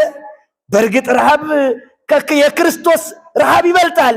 ዳዊት ጸማት ነፍሴ አምላኬ ነፍሴ አምላኬን ተጠማች ይላል። እግዚአብሔርን መራብ ከባድ ነው። ባጭሩ ግን የሁላችሁ ይህ አባት ልጆቹን እናንተን አካላችሁን ሽጠን ምን እንበላለ? ምን እናድርግ? እንብላ አላቸው። እናቶች ልጆቹ ደግሞ እሺ አሉ። ምን አሉ? አሁን አንተ እንዴት ነው የምትል? እናት አሁን ልጅ እንደው ልሽጥህ ብትል እሺ ትላለህ? እሺ ትላለህ? ጳውሊ የተባለ አባትም ሚስቱን ሽጦ ለገዳም ሰጥቷል። በነገራችን ላይ ሀብቱን ለመነኮሳት ልጆቹና ሚስቱን ሽጦ ማለት ነው። ሽጦ አንጢራሪዎስም ራሱ ተሽጦ ለድሃ ማለት ነው። ለድሆች ራሱ ተሽጦላቸዋል። አንጢራሪዎስ ጻድቁ ድሆች የምንበላው አጣን ሲሉት እኔን ሽጡና ብሉ አላቸው። አንጢራሪዎስን ሽጠው ድሆች በሉ። ድሃ ከባድ ነው። አንዳንድ ጊዜ አያችሁ ሸጡት እሱ ልጆቹ ሻሉት። አሁን ልብ አድርጉ። ልነግራችሁ የፈለኩት ምንድነው ወደ ሌላ እንዳልወስዳችሁ ልመልሳችሁና ልጆቹ እሺ እንዳሉት እግዚአብሔር በአገሪቱ ለነበረው ለኒቆላዎስ ሄደና ምስጢሩን ነገረው። ልጆቹን ሊያረክሳቸው ነው ሂድ አለው። እርሱ ደግሞ የሚገርመው የካህን ባለጸጋ ነው። የምን ባለጸጋ ነው? ካህን ባለጸጋ ሲሆን ጥሩ ነው። እሺ ነው ልጅ ካህንን ድሃ አድርጎ ድሃ ይሁን የሚል ፍርድ የላትም ቤተክርስቲያን። እየሰማችሁ ነው? የካህን ድሃ መሆን የለበትም። የሚመንን እጅ እያየ ማየት መኖር የለበትም። እየሰማችሁ ነው? አስራቱ የካህናቱም ነው። የካህናቱም ነው። እየሰማችሁ ነው? ሁላችሁ እንደዚያ ነው። እንደዚያ ነው። ይሄን ልብ ማለት በዓለም የሚኖር ነው የሚቀድስ የሚያወድስ። ግን ይህም ሰው ባለጸጋ የእናት አባቱ ሀብት ያለው ነበረና 100 ወቄት ወርቅ ያዘና የሚገርመው ሌሊት ለዚያ ባለጸጋ ለነበረ ሰው ሊሰጠው ሌሊት ተነሳ። መቼ ተነሳ? እንዲህ ብሎ አሰበ። ከቶ መስጠቱንስ ወስጄ ልስጠው፣ ግን እንዴት አድርጌ ነው የምሰጠው አለ። ለምንድን ነው እንዲህ የሚለው መሰላችሁ? ባለጸጋ ነው። አሁን ስሰጠው ያፍርብኛል አለ። ልጆቹም ይሸማቀቃሉ፣ ይደነግጣሉ። ሌላም ሰው ይኸው ብሎ ለዚህ በቃ ብሎ ያሽሟጥጠዋል። እንደው እንዴት አድርጌ ልሰጠው አለ። ከቶ እሱ ራሱ ስሰጠው ባያየኝ ደስ ይለኝ ነበረ። እንዴት አድርጌ ልስጠው አለ። እስቲ እንዴት አድርጌ ልስጠው በሉ። መስጠትም ያስጨንቃል። እናንተ ምን ሊሰጡም እኮ ነው ሊሰጥ እንዴት አድርጌ ልስጠው አለ። እንዳያፍርበት ተጨነቀ። እኛ ስንሰጥ እኮ ሀገር ይስማ ነው የምንለው አይደለ? ዳቦዋን ስንሰጥ ቅረጽ፣ አንድ ዳቦ እየሰጠን እኮ ነው። ያዝ ዳቦ አስተካክለው ካሜራውን፣ ደረቅ ዳቦ እየሰጠ ካሜራውን አስተካክለው ትላል። አንዳንድ ብር እያደለ ይቀርጻል። እንዲህ አስይዞ ደግሞ ድሃውን ያስጨብጥና ቅረጽ ይላል። ሳንቲሟን እየሰጠ ትቀርጻለህ። ዳቦ ስትሰጥም ትቀርጻለህ። ኮቸሮ ስትሰጥም ትቀርጻለህ። አሮጌ ልብስም ስትቀርጽ ትቀርጻለህ። ወዳጄ ታዲያ ካሜራው ዋጋህን ከሰጠ ከእግዚአብሔር እንዴት ዋጋ ትፈልጋለህ? ሀጉሉስ የቶቡ ዋጋህን እኮ ቲክቶከሩ ላይ ያገኘው አይ አባ መስጠት አያልቅበት እጁ አይ ተደነቅኩ ተደነቅ እንዳለ ዓለም አደነቅህ፣ አሞገሰ፣ አወደሰህ። ለዘር ያህል ታገኛለህ። ተው ገበሬ ዘር ዘርቶ እንደው ምንም ጠፋህሉ ቢባል የዘራትን ሊመልስ ይችላል። አንተም ዋጋ ያች ናት የምትሆን ዘሪቱን ማለት ነው። የዘሪቱን ያህል ማለት ነው። ዘሪቱ ስል ደግሞ እንዳደረግጥ ሆነ ያለ የሚሆነው። እስቲ በስውር መስጠትም እንልመድ፣ በስውር መመጽወት ልመዱ። ክርስቲያኖች መስጠት እስቲ ልመዱ። 2 ልብስ ያለው አንዱ ውስጥ ነው ያለው የተባለ 9 ቀሚስ እኮ አላችሁ እናንተ የላችሁ? 5 ቀሚስ ያለው የለም? እኔም አለኝ በእውነቱ ሱሪ ማለት ነው። እናንተም አላችሁ። እየሰማችሁ ነው አላችሁ። ደብቀን እግዚአብሔር እንዴት ያቆመን ይሆን? አስፋልት ላይ ራቁቱን ገደብ ብሎ የሚያድረው ያ ድሃ እንዴት ያስፈርድብን ይሆን? አንተ ምሰጥ መስለ በመካከሉ ያሽሟጠጥከው አንተ ሞኝ ይላል ዮሐንስ አፈወርቅ። የወርቅ ጫማ ጨተጫምተህ ላሰጥ በባጠገቡ ወዲያና ወዲህ እየተንጎራደድ አንተን አይቶ አይ እግዚአብሔር እኔንም እንዴት አድርገህ ነው የፈጠርከኝ ብሎ እግዚአብሔርን ያዝንበትና ዋ እየሰባችሁ ነው። እና ኒቆላዎስ የረዳው እንዴት አድርጎ ነበረ መሰላችሁ? ሌሊት ሄደ። እስቲ በሉ መቼ ሄደ? ሌሊት ሄደና ልጆቹም እንደተኙ እነማን እንደተኙ ይገርመኛል። ልጆቹም እንደተኙ ሰውየውም እንደተኛ 100 ወቄት ወርቅ ወሰደና ከየት አስቀመጠ? ከበሩ ላይ ያስቀመጣትና ሄደ። በሩን ሄደው ክፍት ሲያደርግ ያ ባለጸጋ የነበረ ሰው በሩ ላይ 100 ወቄት ወርቅ ተቀምጧል። ኧረ በጣም ይገርማል። የት መጣለ? ያ ቤት እኮ በድህነት የተሞላ ነው።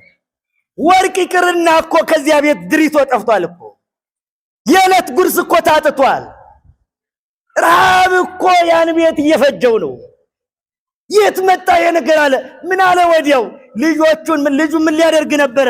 ለዝሙት አሳልፎ ሊሰጣን ነበር አይደል? አሁን ግን ምን አደረገ? አረ ካገኘውህማ የመጀመሪያይቱ ልጅ ድርብሃለሁ አለና አንዱ ልጅ ዳረበት። 100 ደግሞ ስንት ልጅ ቀረ? ስንት ቀረ? ከእናንተ መካከል ያልተዳረ ስንት ቀረ? እሺ ሶስቱም በሚዳራቸው ደግሞ ሌላ ቀን ሄደና ይህ አባት ሌሊት ሄደና አሁን ማስቀመጥ የሚገርም ሌላ ቀን ደግሞ በሩን ክፍት ሲያደርግ 100 ወቄት ወርቅ ከበሩ ላይ ወቄት ወርቅ ከበሩ። ኧረ በጣም ይገርማል። ያድን ወሰደና ሁለተኛይቱ ልጅ ዳረ። ሶስተኛይቱን ዳረ። አራተኛ መጥቶ ሊያስቀምጥ ሲል ይሄ ባለጸጋ የነበረ ሰው እንዲሁ ይሄ ወርቅ ከየት ነው የሚመጣል? ማን ነው? ከሰማይ ከምድርን ከቶ ከየት ነው የሚመጣው? እንግዲህ አለ ማየት አለብኝ አለ። አሁንማ እንዲህ ብሎ አሰበ፣ ማየት አለብኝ ማን እንደሆነ አለ።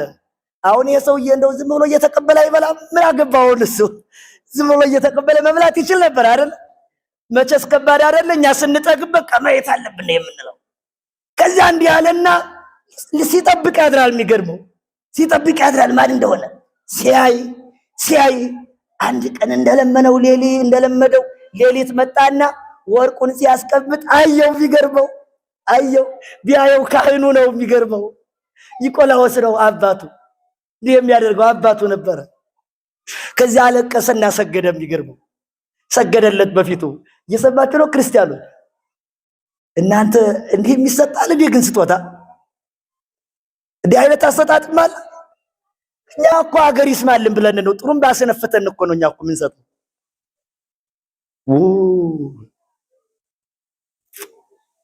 ወገኖቻችን እንርዳ። ረዳቴ ከየት ይምጣ እስቲ በሉ። እንዲህ ይመጣል። አየው፣ ረዳቴ ከየት ይምጣ? እንዲህ ይመጣል። እግዚአብሔር ረዳትን እንዲህ አድርጎ ያመጣል። እኛ ያልረዳናቸው ግን የምንረዳቸው ብዙ ሰዎች ባጠገባችን አሉ። ስለዚህ ክርስቲያኖች በእርዳታ ምክንያት ብዙ ወገኖቻችን እያጣን ስለሆነ ወገኖቻችን እንርዳ። መረዳጃ አንድ ማህበር አቋቁመናል። ፍኖተ ሳምራዊ ይባላል። የንታ ፈቅደውልኛል ልናገርና ልጨርሰው። እሺ እስቲ ፍኖተ ሳምራዊ በሉ። ሚዲያ ላይም እየታየ ስለሆነ ላስተዋውቀው። በነገራችን ላይ ይሄ ፍኖተ ሳምራዊ የተባለው ማህበር የተቋቋመው እንዲሁ በረሃብ በችግር ምክንያት ወደ ሌላ ቤተ እምነት እየሄዱ ባለፈው መሳቂያ መሳለቂያ መዘባበቻ በሚዲያ ላይ በአደባባይ ተሰጥተው ሰው ሲዘባበተባቸው የነበሩ ባለማተቦች አሉ አይደል? እነሱን ለመርዳት ይሆን ዘንድ በሀገረ ስብከቱም ፈቃድ አድባራቱም እግረ መንገዱን ከጎንደር አድባራት ካሉት አድባራት ይሄን ማህበር ከረዱን አንዱ ይሄ ደብር ነው። በዚያ እናመሰግናለን። ማህበሩም አመስግኗል በነገራችን ላይ እና አንድ 5 አድባራት ናቸው። አንዱ ይሄ ደብር ነው ማለት ነው ማህበሩን ከረዱን። ስለዚህ አሁን አሉን 300 የሚሆኑ እናቶች አሉ በማህበሩ ስር ማለት ነው። የተጠመቁ አሉ ሃይማኖታቸውን ክደው የነበሩ። ስለዚህ ማህበሩ እነዚህን እየረዳ ነው ያለና እንደ ሁላችሁም በተቻላችሁ መጠን ማህበሩን እየመጣችሁ ጎብኙ። አካውንት ልንገራችሁና ልጨርስ። በሁሉም ቦታ ጉባኤ ስላስተዋወቁ 1000 እስቲ በሉ 1000 73 62 78 107 እሺ ሸምድዱና ልልቀቅላችሁ። አንድ ሺህ ሸምድድ እንጂ አንተ ስንት ኤቢሲዲ እየሸመደድክ አንድ ሺህ ብሎ 73 62 78 107 መልሳውን 1073 62 78 100 አመሰግናለሁ። እግዚአብሔር ይስጥልኝ። ደርሻለሁ።